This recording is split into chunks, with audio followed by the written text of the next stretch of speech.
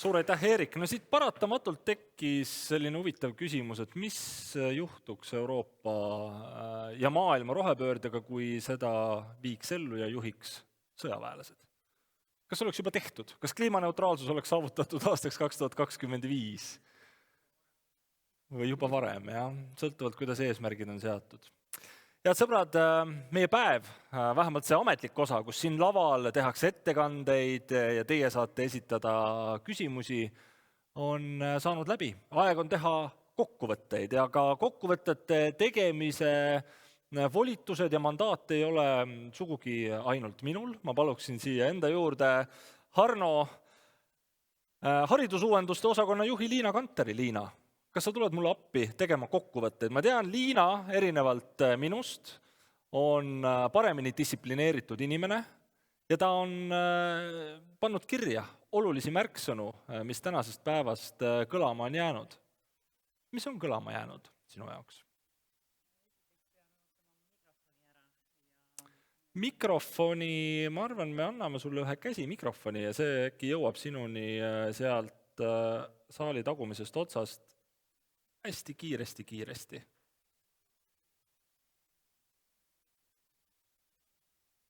Imetlusväärne.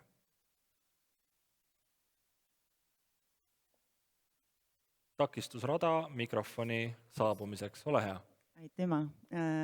Tõesti, mina armastan teha tarkade inimeste sõnavõttudest kokkuvõtteid ja üht-teist ma olen kirja pannud ka. Et siis esimene asi, mis ma ütleks, on võib-olla see, et mis see roheoskus siis on ja ma sain aru, et see on komplekt teadmistest, oskustest ja hoiakutest. Roheoskused, see on talupoja tarkus võimestatud tehisaruga, et saavutada mastaabiefekt.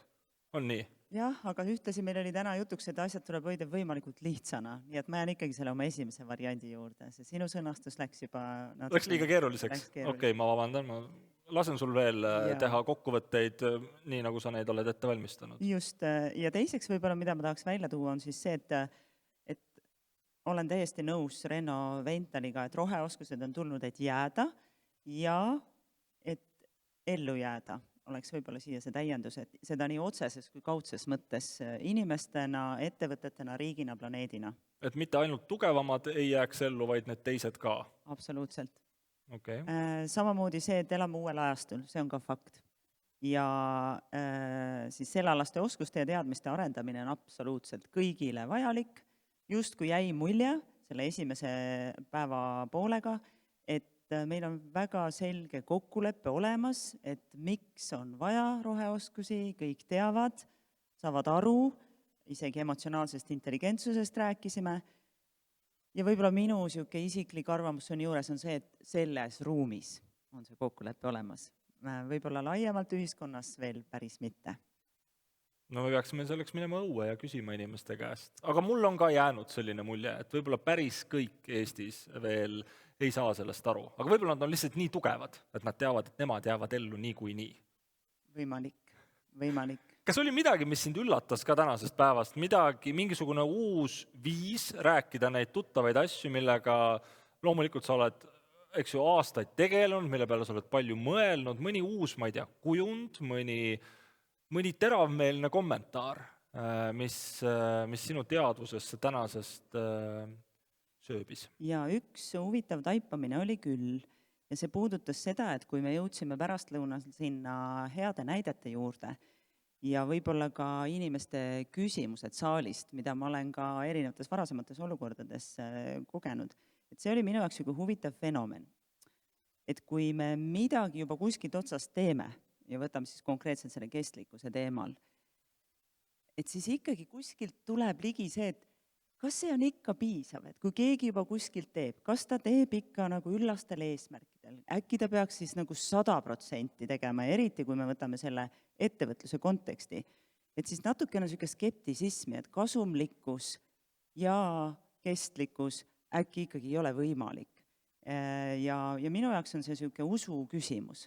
Mina isiklikult usun, et see on võimalik, et sa saad teha oma põhiasju täiesti kestlikult ja hästi ja neid asju, mida tõesti ei saa, seda on ka ajalugu näidanud, et siis tulebki hakata midagi muud tootma. Kuidas sulle tundub, kas me sellest nagu ühiskonnas oleme vaikselt aru saamas, et see rohepööre või rohelepe, ükskõik kuidas me seda nimetame, et see vist nagu ei lähe ikkagi üle ise. Et me ikkagi peame selle teekonna nüüd koos ikkagi lõpuni tegema ja see sajandi keskpaik, mis tundub kaugel aasta 2050, kus meil peaks olema kliimaneutraalsus, me ei tohiks emiteerida rohkem, kui me suudame siduda. Kas me ikkagi oleme siin Eestis nagu aru saanud, et see vist ei lähe üle? Jaa, sõnades oleme ja mul oli ülihea meel, et tõesti me saime tuua lavale ka neid positiivseid näiteid ja eeskujusid, kes juba on tegelikult pikka aega tegutsenud ja kes said oma selle eeskujuga selle suure sammu edasi astuda nüüd küsimusest kas, kuidas rubriiki. Ja selle kuidas on tõesti nii, et seal mõtlen nüüd kõikide nende ettekannete peale kõige põhilisemad eesmärgi seadmised. See, et me päriselt oleme siis seisukohal, et jah, me tahame roheoskustega minna kaasa. Järgmiseks see, et me paneme endale mingi numbrilise eesmärgi. Sealt edasi, see kõik peab toimuma nii-öelda juhtide tasemel. Ja siis sealt edasi on ikkagi see, et igaüks oma valdkonnas, oma tasemel mõtleb välja oma töösse puutuvalt, mida mina saan teha. Et mulle hästi meeldis see lähenemine, et tõesti ei ole nii, et kõik öeldakse sulle ülevalt alla. Ma seda ootust ka natukene tajusin siin paneelis, mis puudutas ootusi riigile. Seadusloome on miski, millega mina personaalselt olen tegelenud ka ja see on tõesti keerukas ja kuna ka seadusloojad käivad rohe teemal esimest korda seda teed, sul ei ole seda valmis lahendust, sa lähed ka katsetama. Ja ilmselt seetõttu ka see direktiivi nõuete leevendamine, et sa ikka lähed teele, viimane ettekandja rääkis ka, et 80% on sul plaan olemas ja siis on okei, et sa midagi vahepeal muudad ka. No me Eestis üldiselt tahame, et ikkagi oleks 100% valmis filigraanne lihvitud tulemus ja ka siis pole tegelikult tihti piisavalt hea. Just, ja see on see, mis võtaks aega. Ja seda on tegelikult teist poolt jälle seadusloometele ette heidetud, et me oleme väga aeglased. Ja tegelikult sama ettevõtte tasandil, et siis see inimeste tasandil igaüks leiab need lahendused, et ka riik ei saa samamoodi ettevõttele öelda, nii nagu ettevõtte juht ei saa öelda lõplikke praktilisi lahendusi ette töötajatele. No minu meelest on päris hea kokkuvõte, Liina. Kas sul jäi midagi veel kripeldama? Mõni sõnum, mida sa veel tahaksid siit meenutada? Või võime me lugeda selle kokkuvõtte kokkuvõetuks? Jaa, mul jäi kripeldama ainult see, et võib-olla selle tänase päeva põhisõnum ikkagi minu jaoks oli see koostöö. Et mitte keegi meist üksikuna ei ole nii tark, et ta suudaks kogu selle ahela läbi käia ja mõelda, et kuidas saab sellest, mis iganes ma teen, asjast roheline asi ja kuidas me oma planeeti päästame, et ikkagi see koostöö absoluutselt igal tasandil. Ja seda on ka tegelikult kogu see roheprogramm taotlenud kõikide oma 80 partneriga ja ma siia lõppu ikkagi pean oma tänusõnad ka ära ütlema. Aga ole hea. Jah, kõigepealt ühe suure aplausi auditooriumile ja et teid on nii suures hulgas veel siia lõpuni jäänud kuulama, väga kiiduväärne.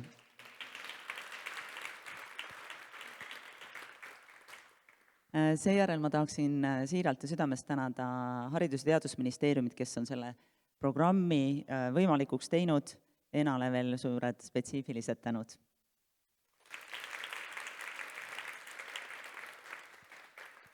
Aga muidugi siis kogu töötegijad veel lisaks Enale on kõik konsortsiumidega, nende esindajaid on siin täna palju, juhtkomisjonid ja eksperdid, samuti põhitöötegijad, suur aplaus. Tänasel konverentsil aitas meid Akadian, aplaus ka teile. Ja muidugi Johannes, aitäh sulle. Ja last but not least muidugi minu suurepärane haridusuuenduste osakonna kestlikkuse ja kutse kestlikkuse keskus, teie tiim tervikuna musternäide. Hästi olete korraldanud kogu seda sündmust. Aitäh! Aitäh sulle! Head sõbrad, selleks, et järgmine kord teha veel parem konverents, ma palun teil viimast korda välja võtta oma telefonid ja minna Slidosse et te saaksite anda lühidalt, aga täpselt ja konkreetselt tagasisidet. Kõigepealt, millise hinnangu te annaksite sellele konverentsile üldiselt, siis mis teile täna enim meeldis ja mida edaspidi peaks arvesse võtma ja võib-olla teist moodi tegema. Kui te võtate hetke, panete oma esimesed mõtted sinna kirja, saab korraldustiim teie sisendit võtta arvesse ja järgmine kord teha veel parema ürituse. See link jääb aktiivseks, te saate sinna neid mõtteid veel lisada, ma ei jää ootama, kuni te kõik jõuate sinna võib-olla kirjutada mõõduka essee sellest, mida moderaator näiteks teistmoodi peaks tegema. See on okei, konstruktiivne tagasiside on igal juhul väga teretulnud.